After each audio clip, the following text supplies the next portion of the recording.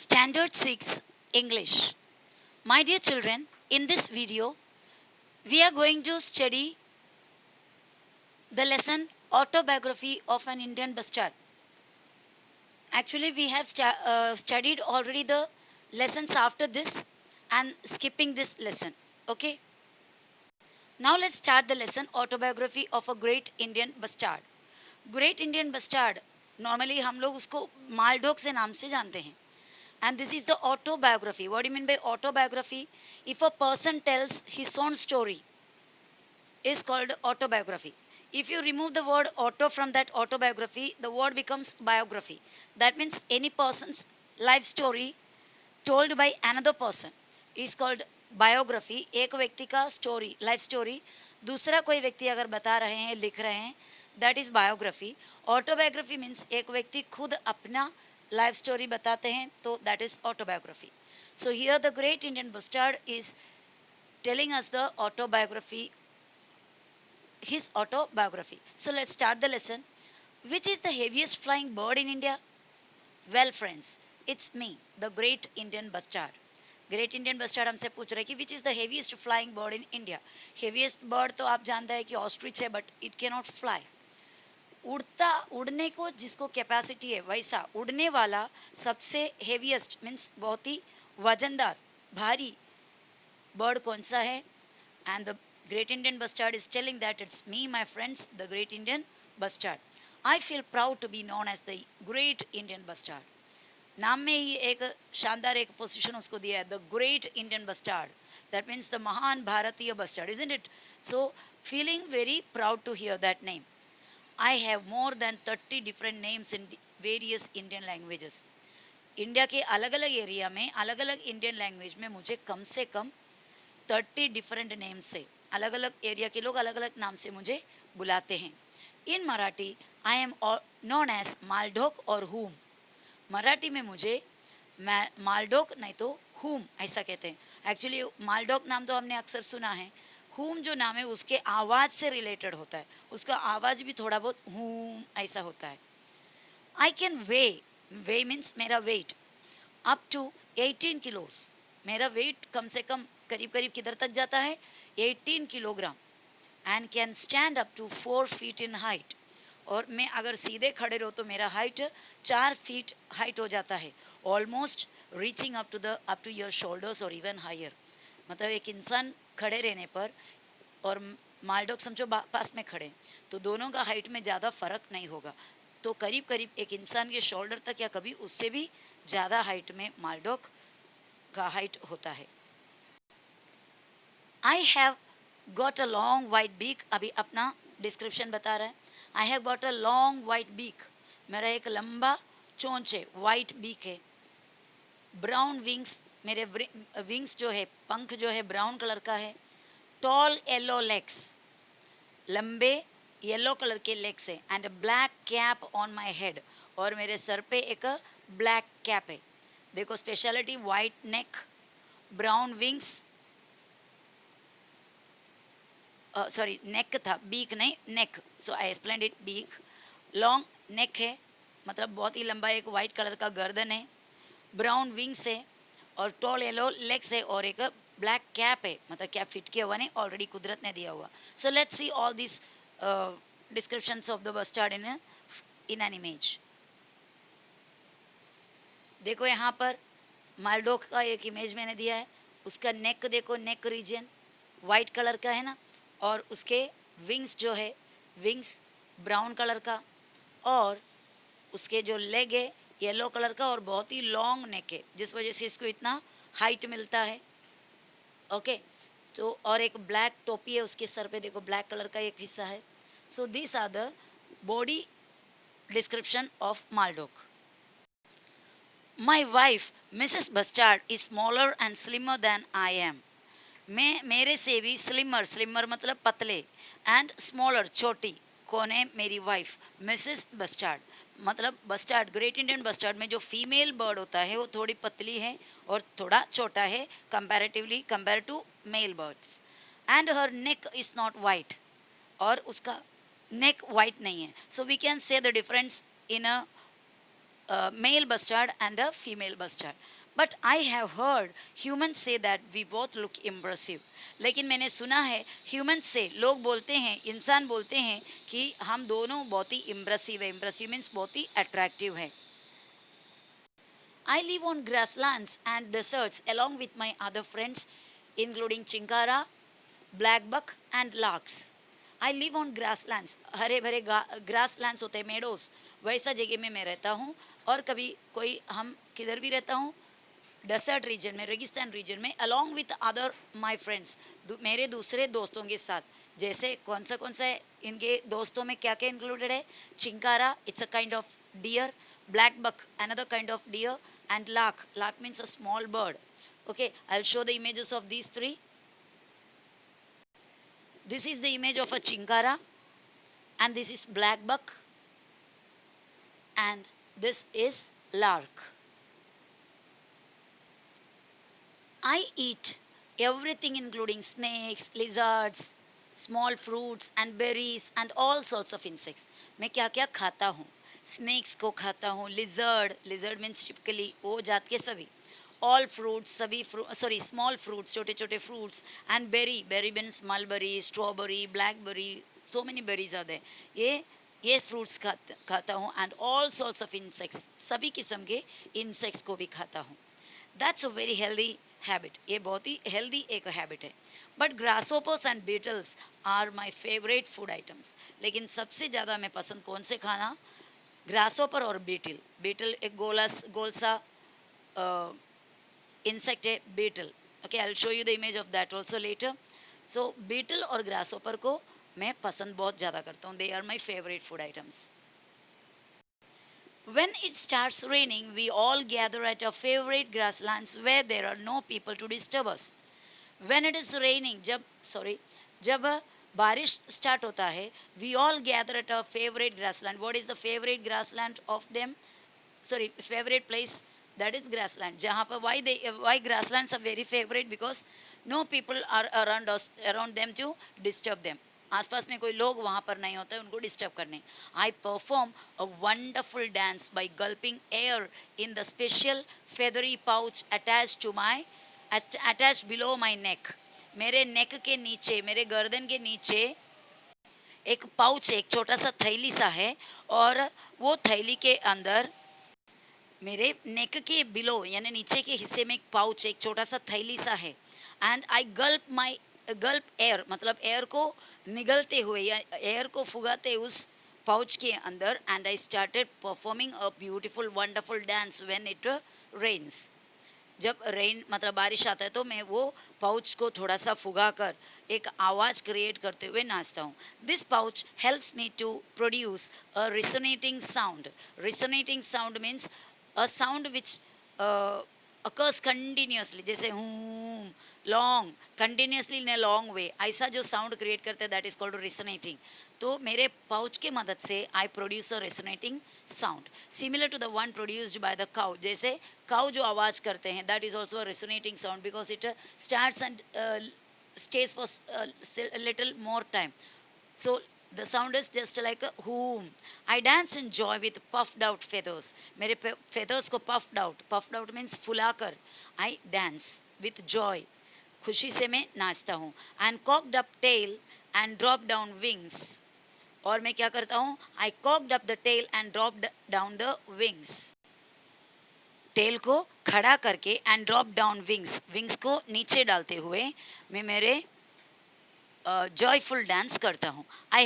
It helps me to impress my soul mate. Soul mate means my life partner. मेरे soul mate मतलब मेरे जो lady bird है उसको इम्प्रेस करने के लिए ये हेल्प करता है. Means when a male bird sees a female bird, he dances like this and it may impress that female bird. Soulmate means जीवन साथी बोलते हो ना, that is means life partner. Now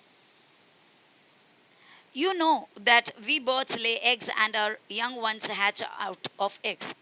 आप जानते हैं कि हम लोग बर्ड, चिड़िया, पक्षियाँ क्या करते हैं?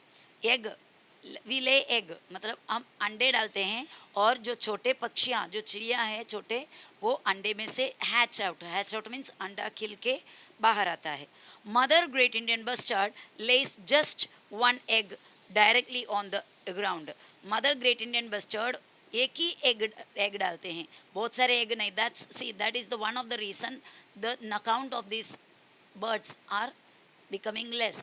इनका काउंट रिड्यूस होते जाने का रीज़न है क्योंकि ये मदर, अदरवाइज जो फीमेल ग्रेट इंडियन बस्टर्ड है एक ही एक अंडा एक टाइम में डालते हैं, साल में एक बार, directly on the ground. We don't believe in building nest. हम लोग नेस्ट बनाने में यानी घोंसला बनाने में हम लोग यकीन नहीं करते. उस बात का हमको कोई भरोसा नहीं है या क्या नेस्ट बनाना चाहिए ऐसा हमें लगता नहीं है.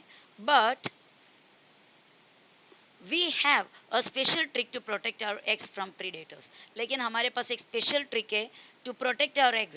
हमारे एग को प्रीडेटर्स से, प्रीडेटर्स मतलब जो शिकार करने वाले हैं, एनिमल्स भी एग खा लेते हैं बर्ड्स का, बराबर. तो दे आर द प्रीडेटर्स, शिकार करके खाने वाले. तो प्रीडेटर से बचाने के लिए हमारे पास ट्रिक है. The eggs looks like a stone. Egg looks like a stone. अंडे हमारे पत्थर के जैसा दिखते हैं. Monitor lizards, foxes, dogs, pigs, snakes, eagles are enemies of my egg and chick. Chick means the small bird. हमारे egg के और चिक के दुश्मन मेनली कौन कौन है? Monitor lizard. अब सरडा सुना होगा मराठी में, सरडा. सो मॉनिटर लिजर्ड से fox, dog, pig, snake, eagle, ये सब हमारे अंडे के दुश्मन होते हैं. अंडे के भी और चिक यानी छोटे चिड़ियों के, हमारे बच्चे की. But my wife protects the egg from all of them. लेकिन मेरी वाइफ ये हमारे अंडे को ये सभी में से बचाती है. By the time our young one hatches out of the egg, rains arrive. ऐसे वक्त में हमारे मतलब फीमेल ग्रेट इंडियन बस्टर्ड अंडे डालते हैं कि वो खिलते खिलते रेनी सीजन स्टार्ट होता है. There is plenty of grass. तो रेनी सीजन आते ही lots of grass arise from earth. तो बहुत सारे ग्रास होते हैं. Swarming with insects. और इस पूरे ग्रास के बीच में इंसेक्ट्स स्वाम करते यानी घूमते रहता है. इंसेक्ट्स के पूरे भीड़ लगी रहती है.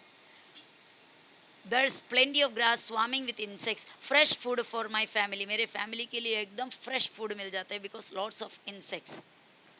Young ones of our other birds soon fly away from the nest. और बाकी सब चिड़ियों को आप देखते हो, उनका बच्चा जैसे आ गया, ज़्यादा बड़ा होने से पहले वो घोंसले से उड़कर चला जाते हैं, अपने अपने रास्ता देखते हैं. बट यहाँ पर क्या होता है?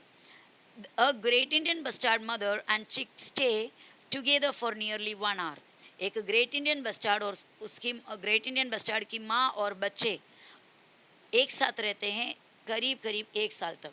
मतलब 1 साल तक माँ उसके बच्चे को पालते हैं. Great Indian bustard, female bustard छोटे बच्चों को 1 साल तक अपने ही साथ पालते हैं. द चिक learns many good habits from the mother. और वो चिक बहुत सारे अच्छे हैबिट अपनी माँ से सीखते हैं पूरे 1 साल में. You may have heard about a great human friend of ours, doctor Salim Ali. आपने सुना होगा हमारा बहुत ही एक अच्छा एक दोस्त, ह्यूमन दोस्त, इंसान दोस्त. आपने सुना होगा उनका नाम doctor Salim Ali. He had even suggested that we should be given the status of the national bird of a country. उन्होंने इतना भी सजेस्ट किया था, इतना भी ओपिनियन दिया था अपना कि ग्रेट इंडियन बस्टर्ड को नेशनल बर्ड का पोजीशन देना चाहिए, ओहदा देना चाहिए, स्टेटस देना चाहिए.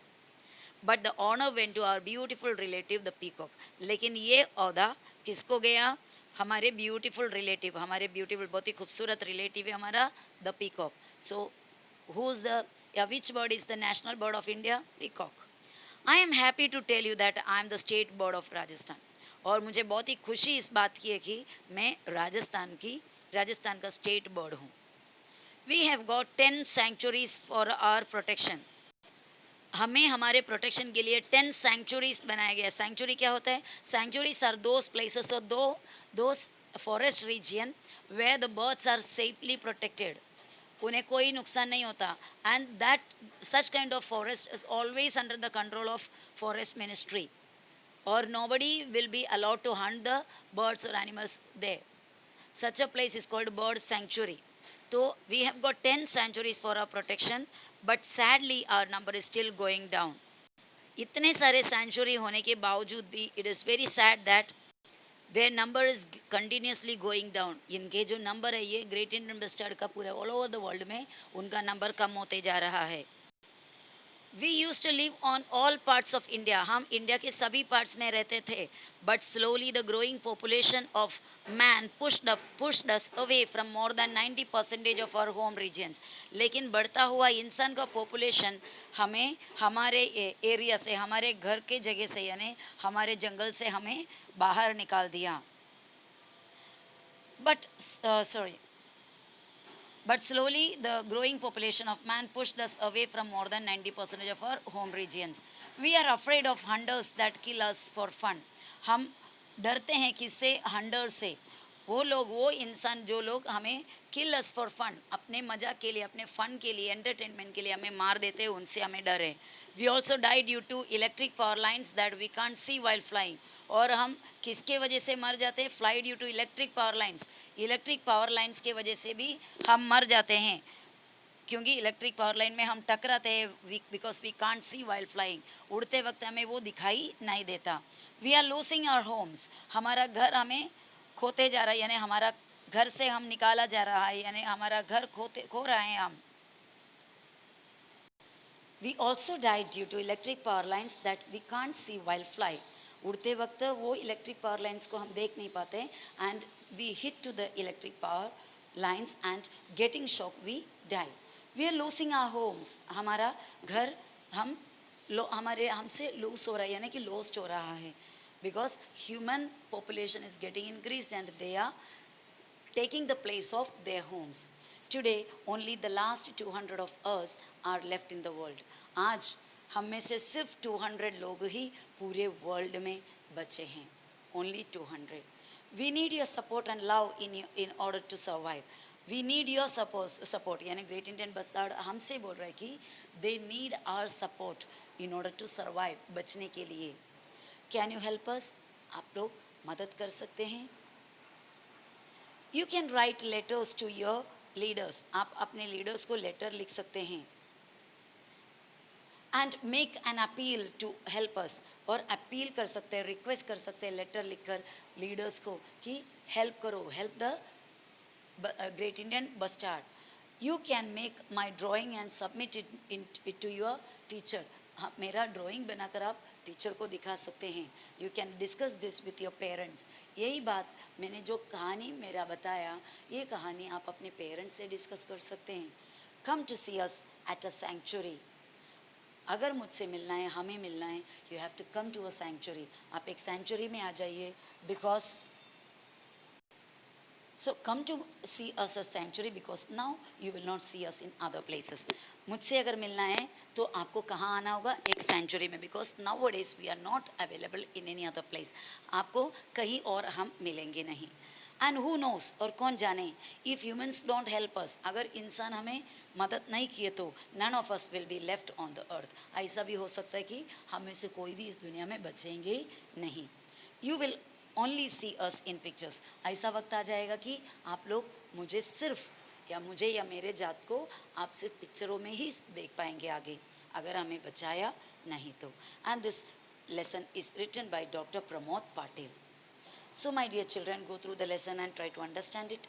I hope you must have enjoyed the lesson. See you in the next video. Bye.